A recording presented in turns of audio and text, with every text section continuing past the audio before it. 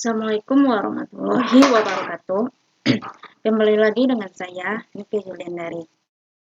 Baiklah, pada video pembelajaran kali ini, saya akan membahas materi sistem hukum Indonesia tentang hukum nasional.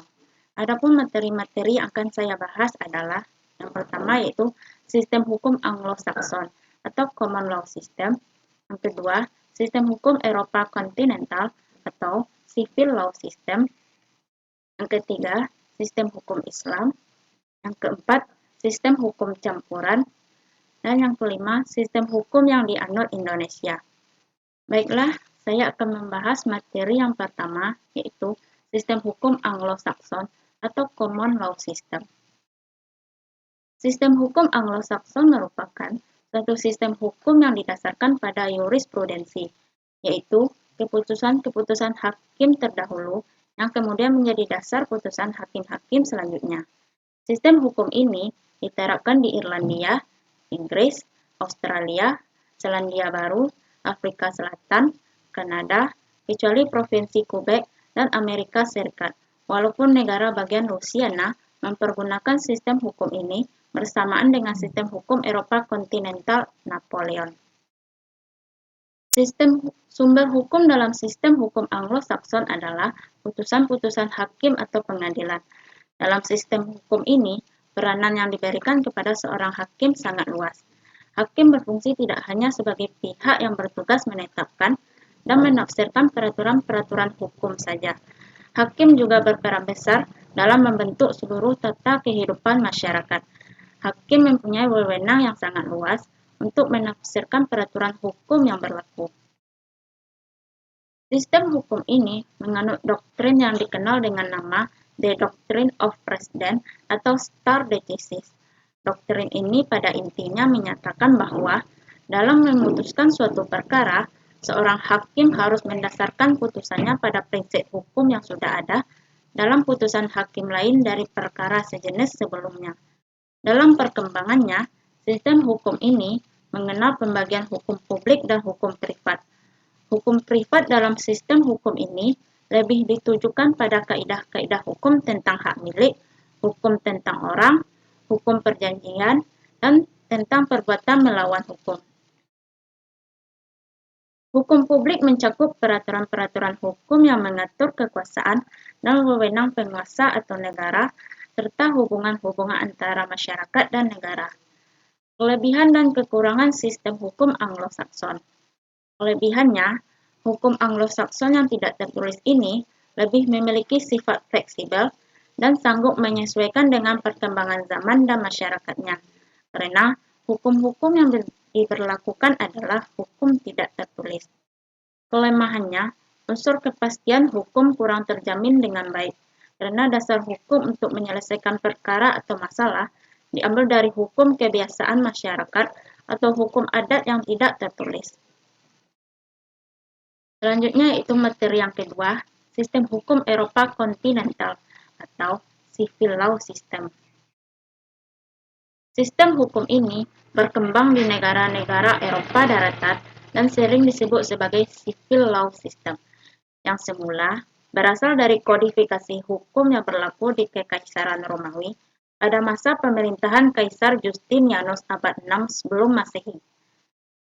Sistem civil law mempunyai 3 karakteristik, yaitu adanya kodifikasi, hakim tidak terikat kepada presiden sehingga undang-undang menjadi sumber hukum yang terutama, dan sistem peradilan inkuisitorial. Prinsip utama yang menjadi dasar sistem hukum ini adalah bahwa hukum memperoleh kekuatan mengikat karena diwujudkan di dalam peraturan-peraturan yang berbentuk undang-undang dan tersusun secara sistematik di dalam kodifikasi atau kompilasi tertentu. Adanya prinsip ini didasarkan pemikiran bahwa nilai dari tujuan hukum adalah kepastian hukum. Untuk itu, kepastian hukum hanya dapat diwujudkan apabila tindakan-tindakan hukum manusia dalam pergaulan hidup diatur dengan peraturan-peraturan hukum yang tertulis. Dengan konsep tersebut, maka konsekuensinya adalah hakim tidak dapat leluasa menciptakan hukum yang mempunyai kekuatan mengikat umum. Hakim hanya berfungsi menetapkan dan menafsirkan peraturan dalam batas-batas wewenangnya. Putusan hakim hanya mengikat para pihak yang berperkara saja. Jelaslah sudah bahwa sistem hukum ini menekankan pentingnya hukum yang tertulis, yaitu peraturan perundang-undangan sebagai dasar utama sistem hukumnya. Sehingga sistem hukum ini disebut juga sebagai sistem hukum kodifikasi. Dalam sistem peradilan Eropa kontinental, hakim diikat oleh undang-undang. Sehingga dalam sistem ini, kepastian hukumnya terjamin melalui bentuk dan sifat tertulisnya ada di undang-undang. Artinya, hakim tidak terikat pada putusan hakim sebelumnya, seperti yang berlaku pada sistem Anglo-Sakson dengan asas presiden. Hal tersebut di atas berarti, hakim-hakim di sistem hukum ini dapat mengikuti putusan hakim sebelumnya pada perkara yang sejenis, tetapi bukan suatu keharusan yang sifatnya mengikat. Selanjutnya yaitu materi yang ketiga, sistem hukum Islam.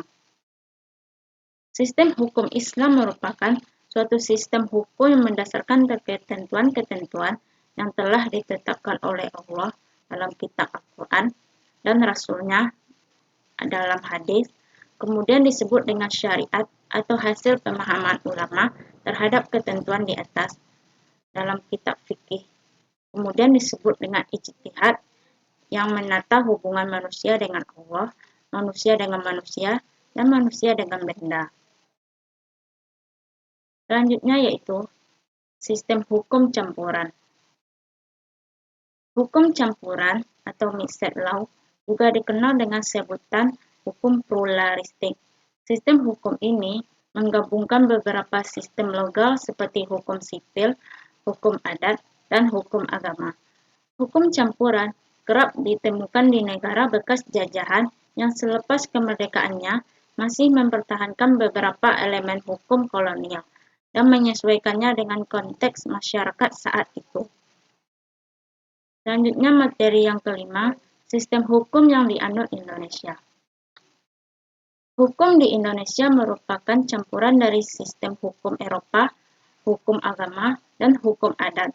Sebagian besar sistem yang dianut, baik perdata maupun pidana, berbasis pada hukum Eropa, khususnya dari Belanda, karena aspek sejarah masa lalu Indonesia yang merupakan wilayah jajahan dengan sebutan Hindia Belanda.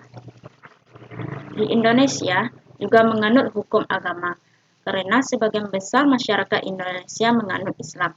Maka, dominasi hukum atau syariat Islam lebih banyak, terutama di bidang perkawinan, kekeluargaan, dan warisan. Selain itu, di Indonesia juga berlaku sistem hukum adat yang diserap dalam perundang-undangan atau jurisprudensi, yang merupakan penerusan dari aturan-aturan setempat dari masyarakat dan budaya-budaya yang ada di wilayah Nusantara. Baiklah, hanya sampai situ video pembelajaran kali ini. Apabila ada kesalahan, mohon dimaafkan. Assalamualaikum warahmatullahi wabarakatuh.